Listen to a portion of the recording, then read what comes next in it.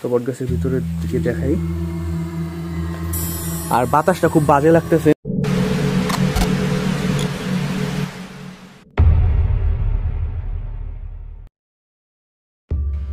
আসসালামু আলাইকুম। তো আজকে আমরা যেখানে আসছি জায়গাটা হচ্ছে শিবচর উপজেলার উমেদপুর ইউনিয়নের একটি খুব ভৌতিক স্থান, যেটা এখানে জাহাঙ্গীর মুন্সির বাগান নামে খুব পরিচিত। তো এখানে আমরা মূলত আসবো রাতে, দিনের বেলা আসছি জায়গাটা খুব সুন্দরভাবে দেখানোর জন্য। তো চলেন সুন্দরভাবে দেখিয়ে নিয়ে আসি।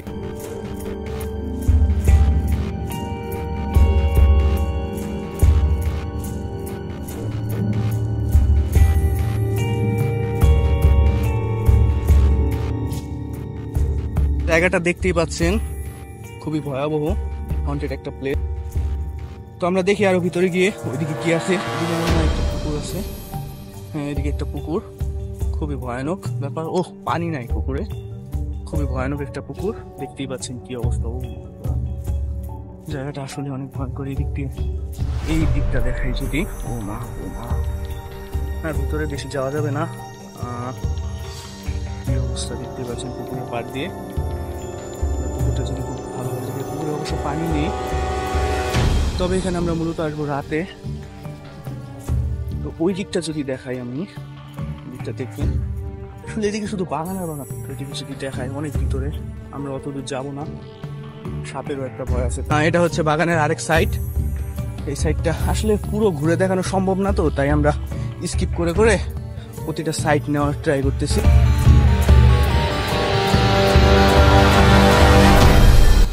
কিরকম অবস্থা এখানে, মানুষ তো ভুলেও আসার কথা না আর কি। যাই হোক, জায়গাটা দেখাই। ভিতরে ওইভাবে যাওয়া তো সম্ভব না, তারপর আমি একটু চেষ্টা করব যাওয়ার জন্য।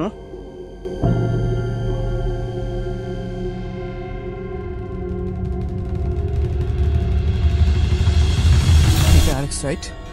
তো আমরা এদিকে চলে আসছি, ঘামাই গেছি হাঁটতে হাঁটতে, অনেকটা পথ হাঁটছি, আসলে শেষ হচ্ছে না।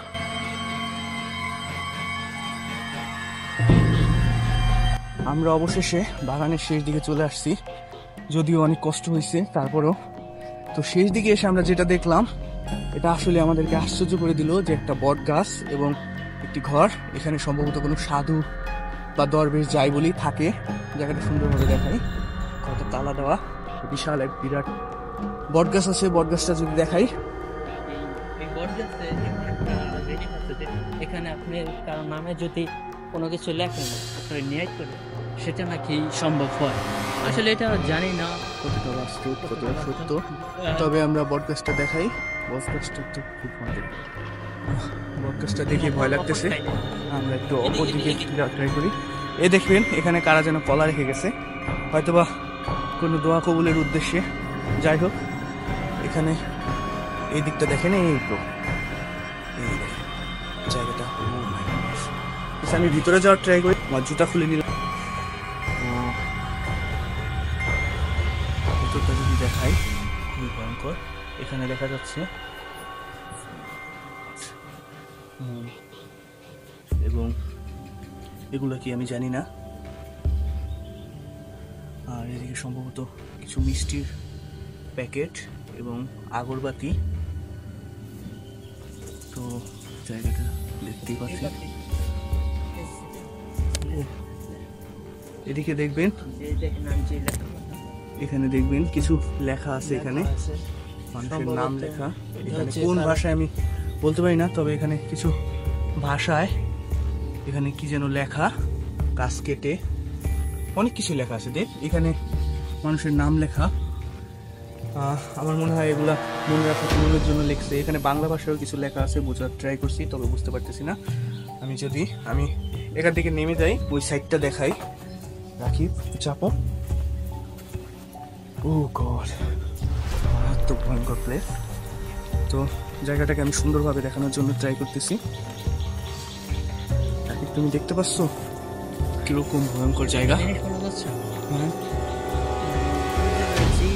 অবস্থা মানে সাধারণত আমরা এই পর্যন্ত যতগুলো ভিডিও করছি, ঠিক আছে, কিন্তু এরকম একটা অবস্থা কিন্তু আমরা ফিল করিনি। না না,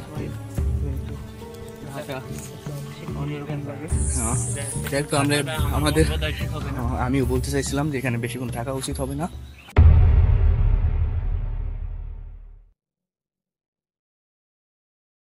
আমরা চলে এসেছি রাত্রে জায়গাটা দেখানোর জন্য। তো চলেন যাওয়া যাক। আমরা এখন যাব দিনের বেলা যে পুকুরটা দেখাইছি ওই পুকুরের দিকে। তো চলেন। রাকিব বন্ধু, বাজে কত দেখো তো? আজকে 12টা 5 বাজে। মোটামুটি আমরা আজকেও 11টার দিকে আসতে চেয়েছিলাম, কিন্তু রাতটা বেশি হয়ে গেছে। 12টার মতো বেজে গেছে। বাসায় একটু কাজ ছিল, যার কারণে আমরা তো আসতে পারি আমরা একটু। পুকুরের ভিতরের দিকে যাই। হ্যাঁ, কি যেন একটা পাখি ডাকতেছে, খুব ভয়ঙ্কর লাগতেছে পাখিটার ডাক। দেখছিস পাখিটার ডাকটা শুনে? ওই বন্ধ হয়ে গেল। এই জায়গাটা এসে কল করে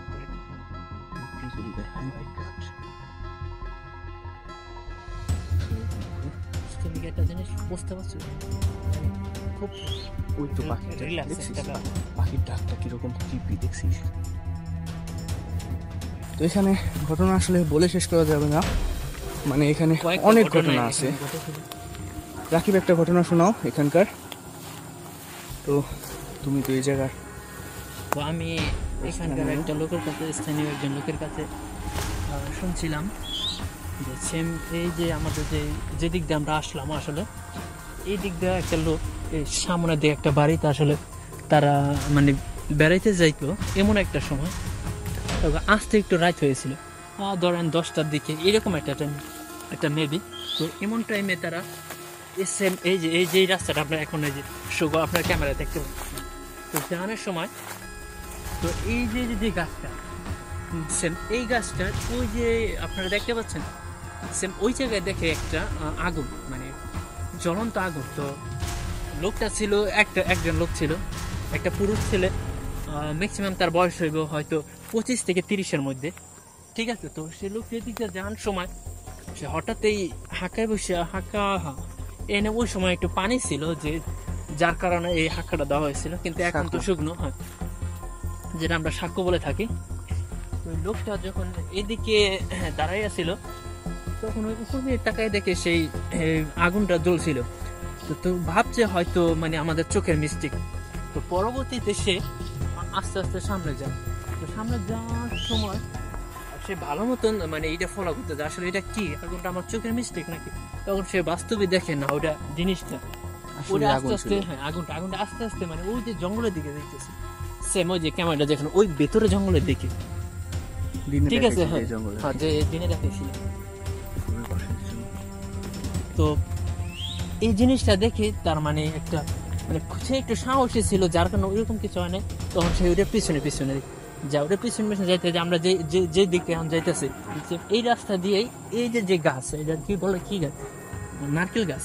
এই নারকেল গাছের সামনে এসে দেখে যে একটা মহিলা, তার মুখে কতগুলো রক্ত, আর হ্যাঁ মুখে কতগুলো রক্ত, সাদা কাপড় পরা।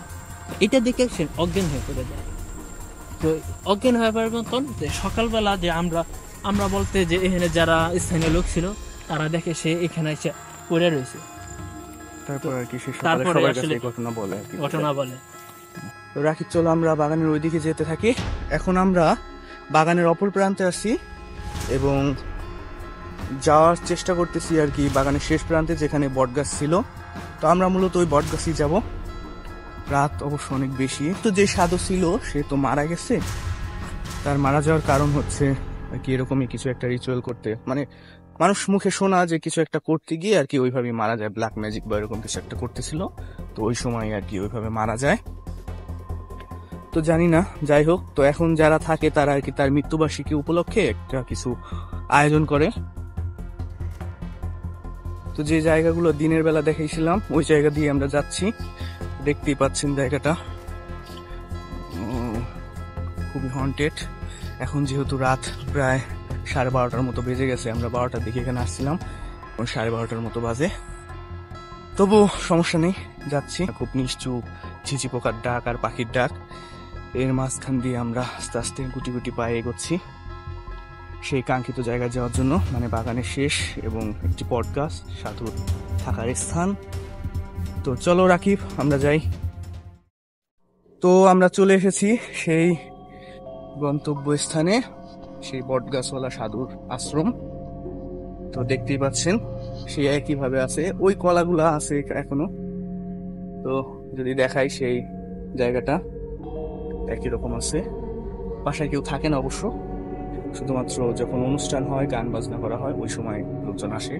তো বটগাছের ভিতরে দিকে দেখাই, তো এখানে যে মানুষের মুখে শুনি যে এখানে নাকি সাধু, ঘরের ভিতরটা দেখাই যদি, ভিতরে পুরো ফাঁকা, কেউ থাকে না, এখন আর কেউ থাকে না। এখন কেউ থাকে না।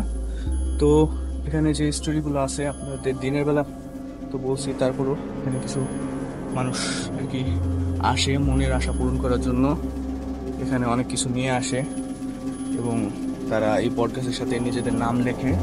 তো দেখাইছি বাংলায় নাম লেখা আছে, মানে মনের আশা পূরণ করার জন্য। এখানে বেশিরভাগই আর কি মেয়ে বিষয়ে হয়তো বা লেখে, কারণ এখানে দেখা গেল ওইরকম ভাবে লেখা, যার মনের মানুষ পাওয়ার জন্য, মনের মানুষ পাওয়ার জন্য এখানে লেখে।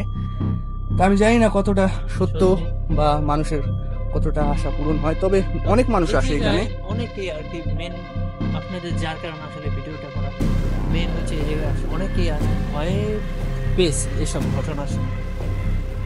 এই জায়গায় এরকম ভালো কাজে হয়, তার মধ্যে একটা ভয়েরও একটা ব্যাপার থাকে। আসলে আমরা চাই মূলত দেখতে, তবে সেটা ক্যামেরা বন্দি হবে কিনা জানি না।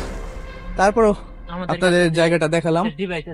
আর এখানে যে সাধু মারা গেছিল, সেই সাধু নাকি কোনো একটা ব্ল্যাক ম্যাজিক করতে করতে এখানেই মারা যায়। তো সকালবেলা সবাই এসে তাকে মৃত লাশ পায় এবং সামনে কিছু রিচুয়াল দেখে, জিনিসপত্র মানে ব্ল্যাক ম্যাজিক করার জন্য যেগুলো ব্যবহার করা হয়। আর বাতাসটা খুব বাজে লাগতেছে, মানে বাজে বলতে ভয়ঙ্কর লাগতেছে, বাতাসটা খুব ভালো না, এত রাতে এরকম বাতাস মোটেও ঠিক না। তো আমরা চলে যাব, বেশিক্ষণ থাকবো না, রাতও কম হয় নাই। তো টাটা, দেখা হবে আরেক ভিডিওতে আপনাদের সাথে, সঙ্গে থাকবেন। তো রাকিব, কিছু বলো।